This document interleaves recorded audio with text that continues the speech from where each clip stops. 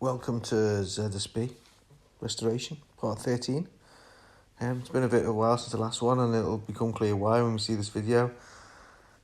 This bike is not the bike in the restoration, but is the bike that's caused the problem, because while clear coating this bike, we decided to clear coat the restoration, and we managed to get a horrible reaction out of the paint.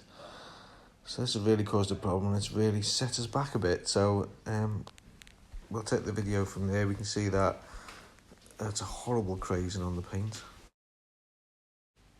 So we've had to repaint the side panels, so complete rub down and a complete repaint to the side panels.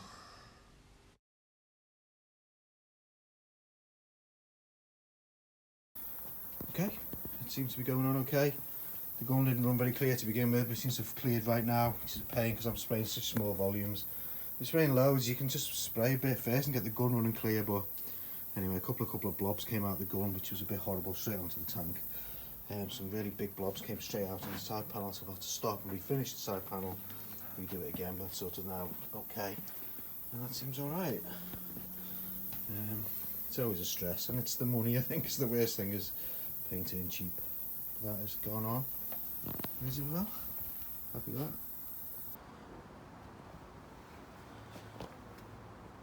It's full of flies, full of runs. It's got quite a bit of texture in some places, you can see that. But as far as driveway paint jobs go, and it's cellulose, I am more than happy with that. It looks ace. It's certainly going to look good on the bike.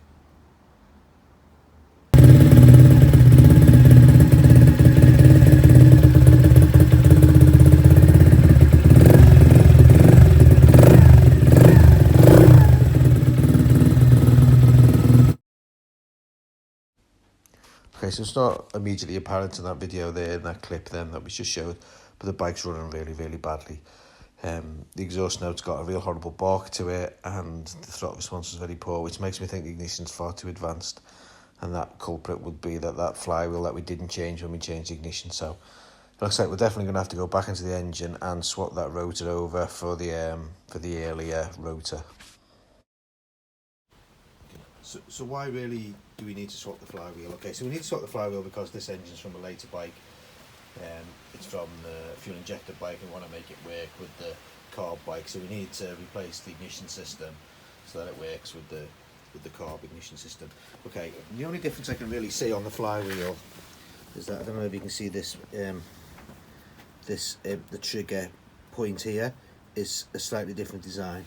Okay, so we need that flywheel really, I think, for it to work properly. I've just swapped the headlamp for an aftermarket one. It was actually a spare one that I got an additional one when I ordered one, so I've just swapped it. I hate headlamps, they're just a pain, so this one actually matches the Millie one. So taking the flywheel off is actually a bit of a nightmare. It's not a standard pulley, you just need a threaded bolt really to do it, and that thread on that bolt is 16mm and the pitch is 1.5mm.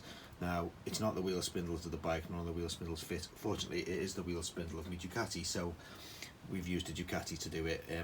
First of all, we just tried it with spanners and a hammer, that didn't work. Then we tried it with the airline and the rattle gun, 120 psi on the rattle gun, and that didn't work. Okay, so what we've resorted to is the great big giant mains impact wrench, which is a 400 Newton meters, and that struggled a bit. It took a couple of pulls on the trigger before it came loose. So if you haven't got one of these big guns, you're not getting that flywheel off. It is really, really tight, super tight on that on the keyway there, on the taper.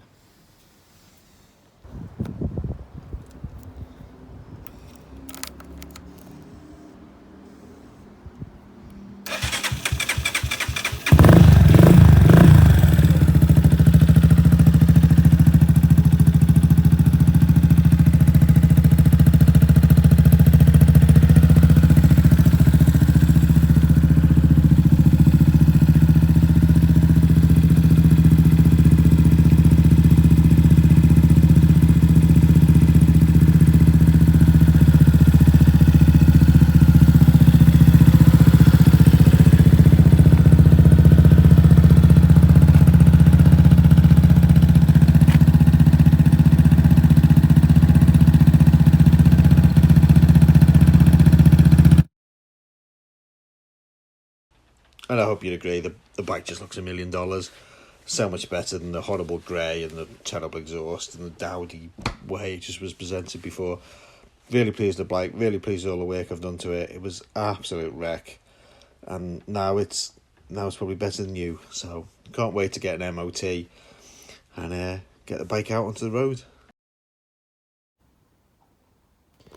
So we're getting pretty close to the bike being finished now, or at least getting ready for an MOT. So I think today we just need to sort out all the little snags. There's something else you never see in YouTube videos. People rebuild a bike and it's just perfect. None of that happens to me. I rebuild a bike and there's lots of little faults that just need to be sorted out. So it looks like the stop lamps stopped working for some reason. We've got a dicky indicator here, so the indicators seem to be a bit erratic. Stop lamps not working on the rear. I think the spring's moved. And the wheel alignment, chain adjustment, all of them silly little things. I'm not going to show all of them, but just to keep it real, I'm just going to tell you about them. So we're just going to get on with all them, get all them done, and we'll see what the bike's like after that. Indicators, right? So I wasn't going to film this, but it's such an interesting issue. It's such a weird issue that it's worth shooting, or at least filming anyway. That's the feed for the front left indicator. When you turn the indicators on, when you shoot the indicators, nothing's happening, right? But you can see the display is flickering. You probably can't see that, but the display's flickering. That makes me think we've got like a short or an earth somewhere, and it's shorting the clocks out and making them flicker.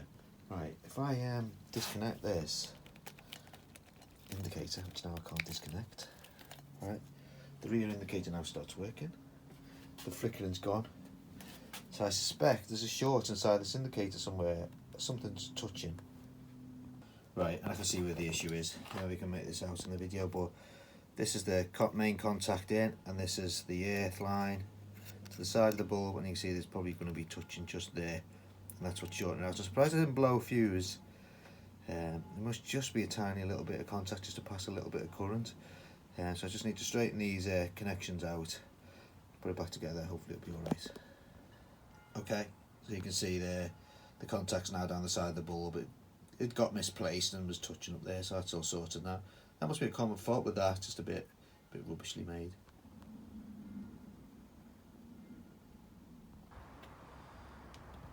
Right, so that's all a little snag sorted. I've just got to sort the front brake out, that's all. Indicator, side light done, brake light's done, front brake light wasn't working, back brake light wasn't working, disconnected. Fixed the stop and done the wheel alignment. And it looks like it's pretty straight. I know we had that bent frame. Never really checked the wheel alignment since we put everything together, but it is looking alright, he says. So I've just fitted the spring, give the caliper a good clean, had a bit of brake fluid still on it from yesterday, bleeding the brakes. We're all set, so that's all the little faults done. I think we're ready for an MOT, so we'll leave this video here. Hopefully the next video will be the last one. We'll take it for an MOT. Hopefully she pass, and we'll just recap all the pros and cons. And thanks for watching, and we'll see you in the next one.